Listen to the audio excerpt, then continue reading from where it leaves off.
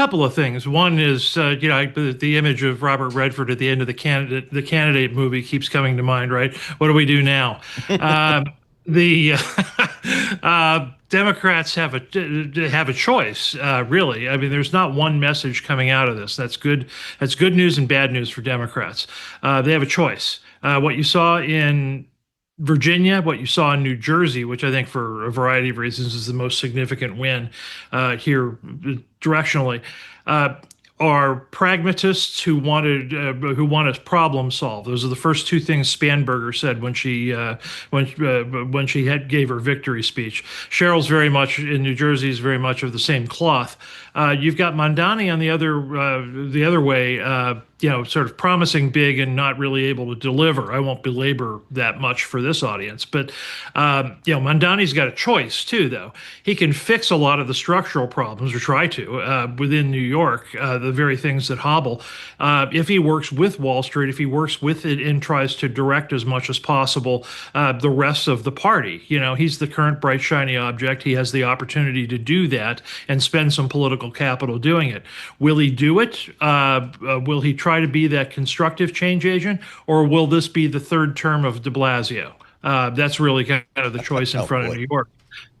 Thank you. But in the meantime, I thought, just to wrap, I thought of the three major races, Sherrill's in New Jersey was the most significant, because you have in New Jersey an electorate where unaligned voters are bigger than either Democratic declared or Republican declared.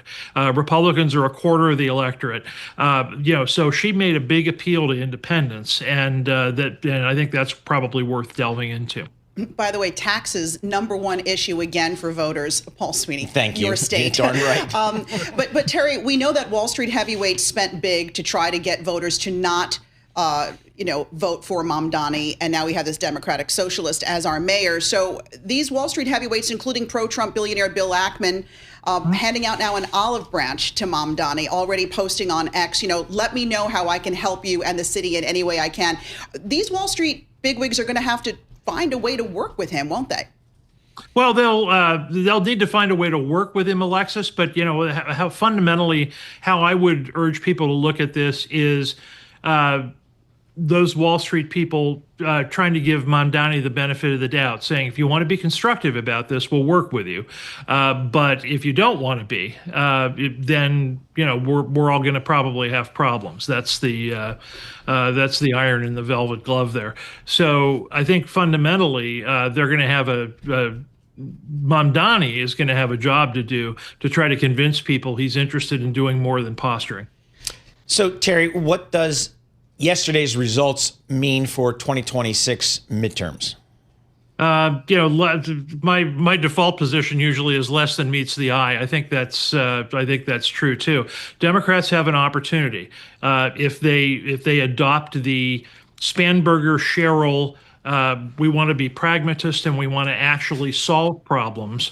There's a lot positive to take away from this election. If what they want to do instead is sloganeer without moving forward, I think the electorate's likely to be disappointed and desert them in a lot of different ways. My very short take on the last generation of politics is you've got political parties, both political parties, who promise big and deliver very little, and that's a large part why we're in the kind of pickle nationally we are.